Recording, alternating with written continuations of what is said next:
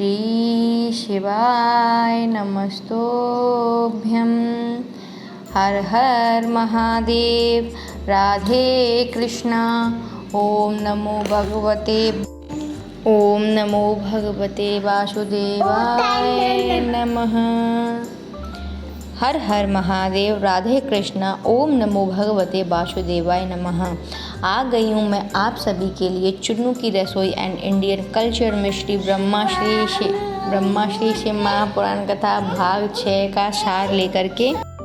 कल की कथा में हमने वर्णन किया था कि कैसे तारकासुर को बाबा भोलेनाथ की शादी करानी थी, तो उन्होंने वरदान मांगा था कि मैं मरूं तो बाबा भोलेनाथ के पुत्र के हाथों के द्वारा मरूं।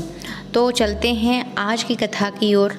उससे पहले अगर वीडियो अच्छा लगे तो प्लीज़ चैनल को लाइक शेयर सब्सक्राइब करना मत भूलिएगा और नोटिफिकेशन बेल को भी प्रेस कीजिएगा, जिससे आगे आने वाली वीडियो सभी आपके पास पहुंच जाएंगी। तो आगे आज की कथा में गुरुजी ने हमें बताया कि बाबा भोलेनाथ की जो आराधना, जो भी महिमा, जो गुणगान हमें किस तरह से करना चाहिए, हम पहले उस बारे में वर्णन करेंगे। आज की कथा में गुरुजी ने बताया कि बाबा भोलेनाथ का वर्णन, हम कहीं जा रहे हैं, अगर हम 4 लोगों के मुंह से कहलवाना है तो आप ज़ोर ज़ोर से कर सकते हो, लेकिन अगर हमें उनको अंतर्ध्यान से ध्यान करना है, उनको मनाना है, तो आप बिल्कुल मन में इस तरह से गुनगुनाना चाहिए कि सामने वाले को पता ही ना हो कि हम किस बारे में सोच रहे हैं, बात कर रहे हैं, या हमारा क्या विचार हमारे अंदर चल रहा है। इस तरह से हमें बाबा को रिझाना, बाबा को मनाना चाहिए। तो आज की कथा में वर्णन किया कि भस्मासुर, जिनके बारे में हमने कई बार सुना है, भस्मासुर ने बाबा से जो कंकन मांगा था, किस लिए? क्योंकि वो बाबा के पहले बहुत बड़े भक्त थे। वह बाबा के लिए रोज़ भस्म लेके आते थे। उनकी पत्नी के कहने पर उन्होंने बाबा की आराधना की, बाबा को मनाया और बाबा से उनका कंकन मांग लिया था। और वह कंकन का यह वर था कि जिस पर भी हाथ रख दोगे वह भस्म हो जाएगा। तो क्यों बाबा ने तो वो कंकन दिया था, क्यों बाबा ने नारायण के पास गए थे? यह एक पूरी लीला थी बाबा की, मेरे नारायण की लीला थी कि क्योंकि भस्मासुर कोई ऐसा वैसा नहीं था। भस्मासुर बाबा भोलेनाथ का परम भक्त था और बाबा भोलेनाथ के भक्त को कोई कुछ कर सके ऐसा तो संभव ही नहीं है।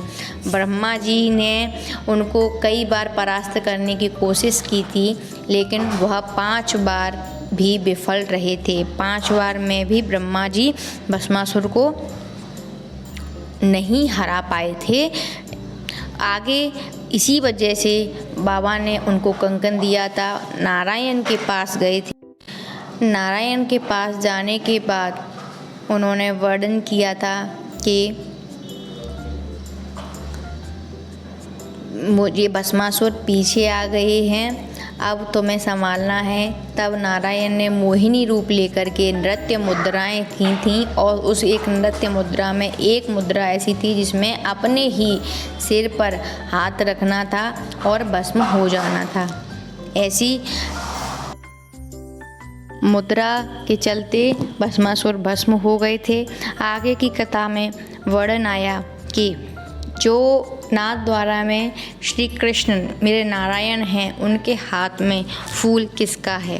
तो एक गांव था जिसमें एक पुजारी, एक बाबा का दीवाना, बाबा की पूजा करने वाला, मेरे नारायण की सेवा करने वाला, जिनका नाम था जमुना दास जी, वह बाबा की सेवा आराधना में लगे रहते थे। बाबा की सेवा में आराधना में लगे रहते थे। तो एक माली फूल बेचने के लिए आ रहा था, तो वहाँ उन्हें एक कमल का पुष्प दिखाई दिया। तब जमुना दास जी ने उनसे बोला कि ये फूल कितने का है? तो उन्होंने कहा 5 रुपए का है। 5 रुपए उन्होंने दिए, फूल लेने को हुए। इतने में ही नगर का राजा जो था वो वहाँ आ गया और उसके मन में आया कि मैं बेश्या के यहाँ जा रहा हूँ, मैं उसको ये फूल दूंगा तो वह उसके बालों में लगाऊंगा तो उसकी और शोभा बढ़ जाएगी। ऐसा सोच उन्होंने वो फूल लेने के लिए कहा। तब जमुना दास जी ने बोला कि ये फूल मुझे दे दो, क्योंकि मैं यह फूल अपने नारायण को समर्पित कर चुका हूँ।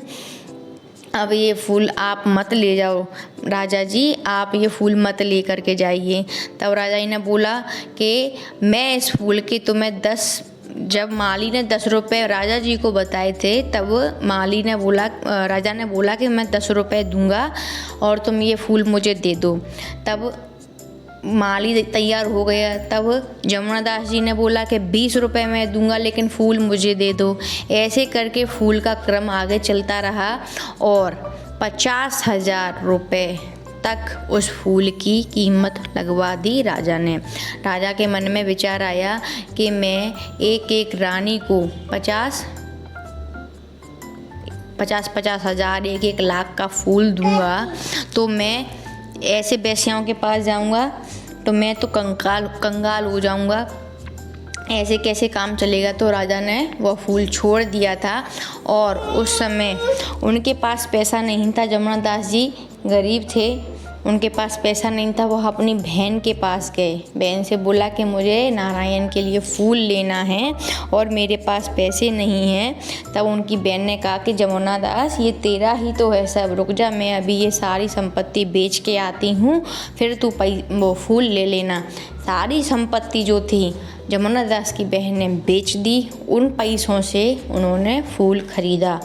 फूल खरीद के जब जमुना दास नारायण के चरणों में वह फूल समर्पित करने के लिए गए, तब नारायण के सर में जो हीरों का मुकुट लगा हुआ था वह नारायण ने उतार दिया। नारायण ने जब वह मुकुट उतार दिया तब जमुना दास जी ने बोला कि हे प्रभु, मुझसे कोई भूल हो गई क्या, मेरी भक्ति में कोई भूल हो गई क्या, जो मैंने जो फूल दिया वह उतार दिया। तब नारायण ने बोला कि इस फूल के बराबर ये मुकुट कुछ नहीं है, ये फूल जो है वह अरबों में है, इस फूल की व्याख्या मैं नहीं कर सकता हूँ। तो आज भी वो जो फूल है, गोपाल जी ने उस समय अपने हाथों से वह फूल उठाया था, अपने हाथ में रखा था। नाथ द्वारा में जो भी मेरे बाल गोपाल हैं, सर से लेकर पैर तक फूल मिले कि नहीं मिले, लेकिन उनके हाथ में फूल जमुना दास जी के द्वारा दिया जाता है, ऐसा मान करके वह फूल उनको दिया जाता है, चढ़ाया जाता है, उनके हाथ में रखा होता है। आगे की कथा में वर्णन आया कि एक व्यक्ति जिनके पिता का नाम था व्यागराज, उनका पुत्र उपमन्यु केवल 5 वर्ष के थे। उनके घर में कुछ खाने पीने का नहीं था, व्यवस्था नहीं थी खाने पीने की। तब उपमन्यु के मामा ने उसकी माता से बोला कि तुम्हारे यहाँ पर कुछ खाने पीने की व्यवस्था नहीं है तो उपमन्यु को मैं अपने साथ में ले जाता हूँ। उपमन्यु के मामा अच्छे खासे पैसे वाले थे, सारी व्यवस्थाएं थी उनके पास, तो उनको ले गए थे उपमन्यु को। उपमन्यु ने एक दिन अपने मामा मामी से बोला कि मुझे सिर्फ 1 गिलास दूध चाहिए, मुझे 1 गिलास दूध दे दो। तब उन्होंने दूध नहीं दिया, मामी ने दूध नहीं दिया। तो उसकी माँ ने, उपमन्यु की माँ ने उनको एक सीख बताई। सीख क्या थी? उपमन्यु की माँ ने अपने बेटे से, जो कि 5 वर्ष के थे, उनसे बोला कि अगर तुम्हें कुछ चाहिए तो उसके लिए संसार के लोगों के सामने हाथ फैलाने से कुछ नहीं होगा। तब उनका बच्चा 5 वर्ष का था, वो क्या समझेगा। तब उन्होंने बोला कि माँ मैं समझा नहीं। तब उनकी माँ ने समझाया कि आप भगवान की भक्ति करिए और उनसे मांगिए, वो तुमको देंगे तो जो तुम्हें चाहिए। तब उपमन्यु ने बोला क्या भगवान मुझे 1 गिलास दूध देंगे? तो उनकी माँ ने कहा हाँ, जो आप मांगोगे वो आपको देंगे, लेकिन आपको बाबा की भक्ति में रमना पड़ेगा।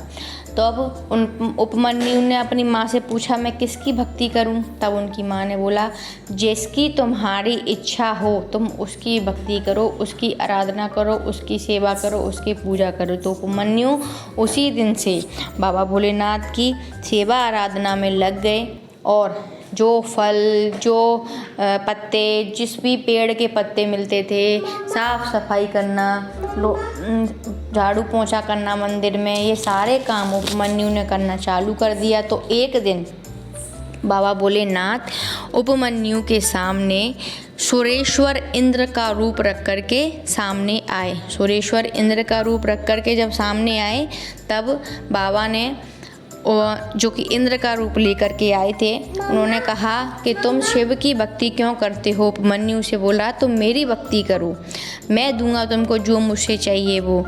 तब तक उपमन्यु सारा कुछ सुनते रहे, लेकिन कुछ समय बाद जो सुरेश्वर इंद्र के रूप में आए थे उन्होंने बाबा भोलेनाथ की निंदा करना शुरू कर दिया।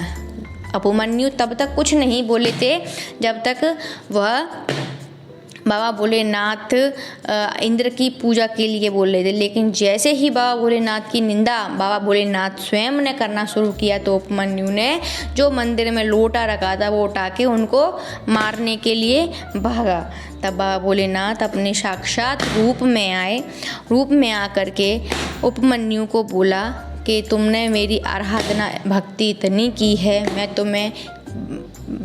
तुम्हें वरदान देता हूँ कि नारायण क्षीर सागर में विराजमान होते हैं, वहाँ एक स्थान आपका होगा जिसका सारे मानव दर्शन करके अपना जीवन धन्य बनाएंगे।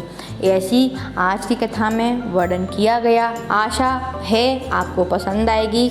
चलती हैं हम अगली वीडियो कल की रहेगी जो कि विराम दिवस रहेगा, तो उसमें हम ये कथा जो प्रवचन है गुरुजी के वह जारी रखेंगे। आज लेते हैं आपसे विदा। श्री शिवाय नमस्तोभ्यम, श्री शिवाय नमस्तोभ्यम, श्री शिवाय नमस्तोभ्यम, श्री शिवाय नमस्तोभ्यम, श्री शिवाय नमस्तोभ्यम।